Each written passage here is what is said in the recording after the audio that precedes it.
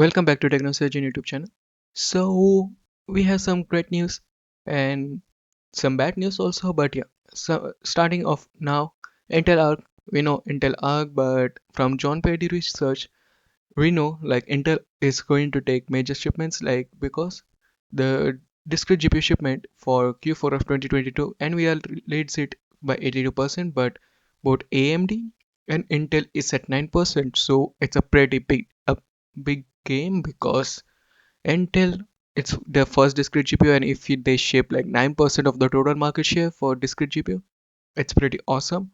And do not they didn't it's not the thing where the discrete GPU from Intel is shipped uh, to the consumers, but it is to the suppliers. But it is a pretty big update because Intel Arc is performing very good, and if it takes like 9% of the share similar to the AMD, we might be able to see more gains in Arc, maybe in Battle Mage and Celestial. So it's a pretty nice game, and at the same time, like it's a first discrete GPU by Intel, and they are able to do so much great things with this thing by taking like 9% of the market share.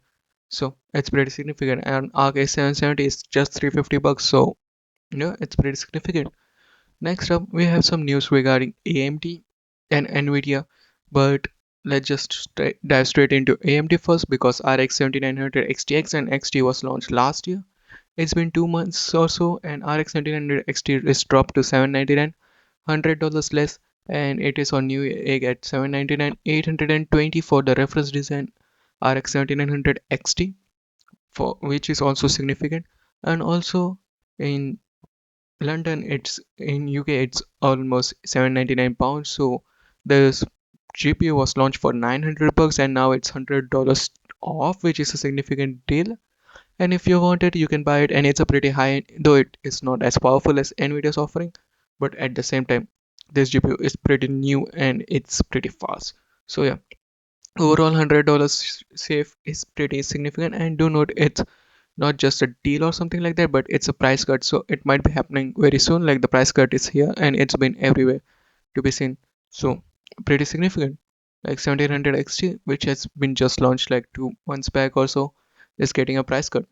So yeah, pretty significant. Along with it, we have news regarding AMD's next generation Threadripper CPU. As on CPU thread, you can see there is an update like preliminary support for AMD Storm Peak platform, which is Threadripper 7000, and we know like Threadripper 7000 will be coming, but this just confirms it like it's indeed going to come very soon, and it's for HEDD processor.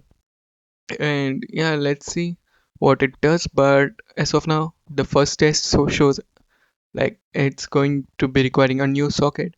So we still don't know what, because with Threadripper 3000 they promised like TRX4 socket, they will use it for a long time, but it's not ending happening. And it will come with DDR5 support and PCI 5.0, we know that for sure, because 7000 series Ryzen 7000 uses it. As we see from here, in September 2023 is the release date, and HEDD it supports 4 channel 64 PCI Gen 5 lanes. It's the HEDD processor. It's 4 channel 64 PCI 5. Gen 5 lanes, 8 PCI Gen 3 lanes support, and it supports overclocking. We know it for sure. So yeah, Threadripper supports overclocking. WS series 8 channel and 8 channel DDR5 RAM. PC 128 GB 128 PCI 5 Gen 5 lane support, 8 PCI Gen 3 lane support, and there's no overclock supported as of these CPUs WS series. But yeah, but given the fact like you get pretty significant improvement compared to Ryzen 5000, you will get pretty significant uplift in. But Ryzen 7000 series for Threadripper will require a new socket, so I still don't know how the long-term support for STRX4 series socket CPU socket would happen.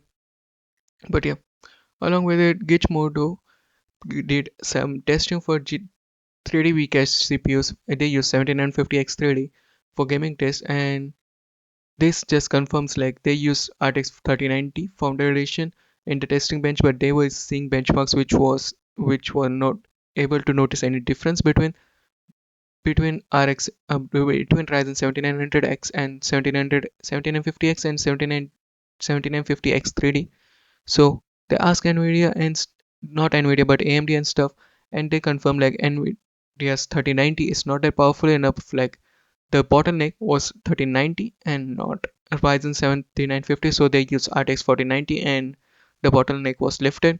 So basically, this new generation of 7950X3D CPUs require faster GPU, and 3090 is not capable of doing it, so it's just making it obsolete as of now. So yeah, they needed to use RTX 4090. RTX 3090 is not just fast enough to keep up with this generation of Ryzen CPUs. So yeah, if you use 3090, you might and planning to upgrade your Ryzen series to 7950X3D, you need to upgrade your GPU also, which is a bummer. Or you just go full AMD route. But yeah, at RTX 3090, it's not that fast enough anymore. So yeah, it's like pretty weak as CPU pushes even the last generation 3090 to its limits as of now. So yeah, it's pretty significant. Moving on, we have news regarding Intel, but yeah, but we will talk about why 3090 was used, because to limit bottleneck from the GPU. So this benchmark for CPU is done at 1080p, and it just removes the significant bottleneck by GPUs and to show the performance of CPU. But at the same time, 3090 was not fast enough. So yeah, moving on, Intel unveiled, not unveiled, but it is not been confirmed or launched, but RX video super resolution by GeForce RTX 40 for RTX 40 series and 30 series. We thought it requires AI for upscaling, but that is not the case.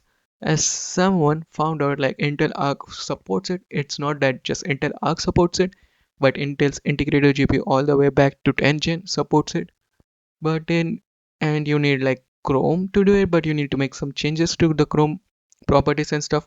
But at the same time, it will support, like it will enable the feature which is Intel VP super resolution, and it will upscale the video from 1080p to 4K or 480p to 1080p without using AI, which is a significant deal, and it just makes Nvidia's AI technology looks bad. So yeah, Nvidia is just like using AI, just they are just screaming about AI all the way. And now we can see like Intel and AMD is not using AI in their systems, but it's a pretty significant upgrade. Like they can do it without using AI at all. So why do Nvidia uses their tensor cores and stuff? We still don't know about it. But yeah, that's it from me today. What do you think about all of the news going on this week? Sound of your thoughts in the comment section below. Like, share, and subscribe, and I will mention you in the next one. Peace out.